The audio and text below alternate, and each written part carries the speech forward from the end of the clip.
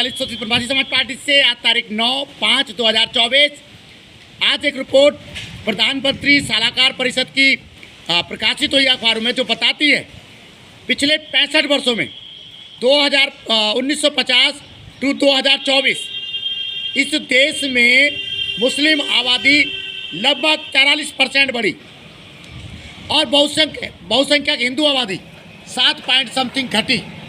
अगर total ratio देखें तो हम इसको कह सकते हैं कि मुस्लिम आबादी की बढ़ोतरी लगभग 50% रही। पहली बात यह है, किसी को अच्छी लगे बुरी, ये खबरें अपने आप में सेंसेशन, उत्तेजना पैदा करती हैं। हिंदू आबादी का घटना और मुस्लिम आबादी का बढ़ना, यह हमेशा सुर्खियाँ बनती हैं। क्यों? क्योंकि इसकी वजह हम जानते हैं। अतीत में हम जो है असंतुलित जनसंख्या वृद्धि का दुष्परिणाम भोग चुके हैं और लगातार भोग रहे हैं। दोस्तों, चुनाव के इस दौर में आप गौर करें, सारे विपक्षी दल लगातार ये बात तो करते हैं, सरकार ने रोजगार कितने दिए, महंगाई बहुत हो रही है, लेकिन कोई फूटे मुंह ये नहीं कहता कि आखिर जनसंख्या जो बेलगाम बढ़ रही है, इसके लिए जनसंख्या कानून क्यों नहीं आता। असंतुलित जनसंख्या वृद्धि तो है ही है, आबादी भी बेहद रफ्तार से बढ़ रही है और बढ़ने से ज़्यादा कभी वो टारगेटेड होती है आबादी बढ़ना, कभी वो घुसपैठ के द्वारा भी होती है, कभी धर्म परिवर्तन के द्वारा भी होती है, कभी अन्य तरीक़ों से होती है। लेकिन कोई ये नहीं कहता कि ये जनसंख्या असंतुलित क्यों बढ़ रही है, सरकार जनसंख्या नियंत्रण के कानून क्यों नहीं लाती है। दोस्तों, शीर्षासन धरना आप लगातार जानते ही जारी है। जनहित याचिकाओं के लिए मैं दोहराता हूँ, स्कूली शिक्षा में जाति सूचक शब्दों पर कड़ाई से रोक, अम्बेडकर जी को आधिकारिक राष्ट्रपिता घोषित किया जाए और गौतम अदानी मुकेश अंबानी को भारत रत्न दिया जाए। यूट्यूब चैनल सत्यप्रिय सक्सेना के नाम से आप जानते हैं, लगता है बढ़ाइए, सब्सक्राइब करिए।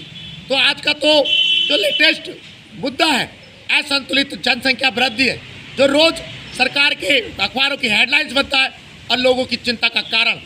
वजह मैं बता ही चुका हूँ, हम अतीत में 1000 जख्म इस असंतुलित जनसंख्या वृद्धि के कारण भोग चुके।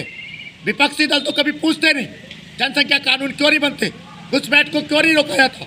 लेकिन मैंने भी एक बार कहा कि ये वर्तमान सरकार जो अपने 2 कार्यकाल पूरे कर चुकी है, इसने कहा कि हम सबसे पहले कार्यकाल में बंगाल में घुसपैठ बंद करेंगे, तार बाउंड्री लगाएंगे।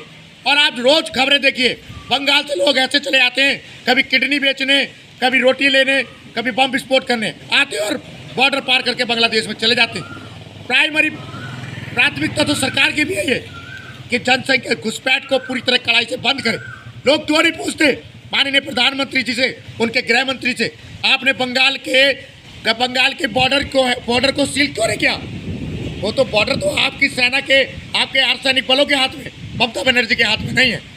दोस्तों, उम्मीद है विपक्षी दल भी अपनी जिम्मेदारी निभाएंगे और सरकार भी अपनी जिम्मेदारी निभाएगी। ये देश सबका है, सबके लिए है, लेकिन जब कोई टारगेटेड चीज़ें होती हैं तो वो दुखद परिणाम देती हैं। धन्यवाद, नमस्कार।